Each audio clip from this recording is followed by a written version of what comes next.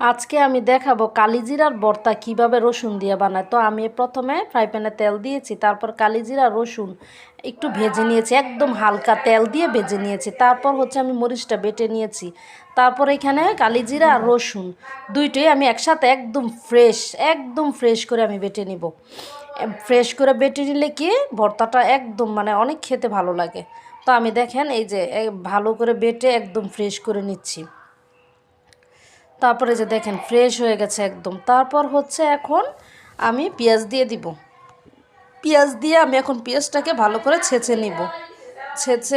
এই যে আমি ছেঁচে নিচ্ছি। আমি 3টা পেঁয়াজ দিয়েছি এখানে, দিয়ে আবার কালিজিরার মধ্যে পেঁয়াজটা দিয়ে আবার একটু বেটে বেটে নিচ্ছি। তারপর হচ্ছে যে আমার বাটাটা কিন্তু হয়ে যাচ্ছে। এভাবে বেটে ভানিয়ে খেয়ে দেখতে পারেন, অসাধারণ কালিজিরার ভর্তা। তারপর হচ্ছে বানানোর পর আমি সরিষার তেল দিয়ে দিচ্ছি। সরিষার তেল দিয়ে তারপর হচ্ছে এখানে আমি আবার একটু লেবুর রস অ্যাড করে দিব।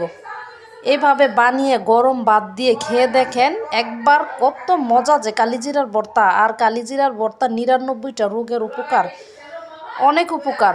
তারপর হচ্ছে গিয়ে যে আমার ভর্তা বানানোটা কিন্তু শেষ। আর অসাধারণ মজা করে আমি ভর্তাটা খেয়েছি।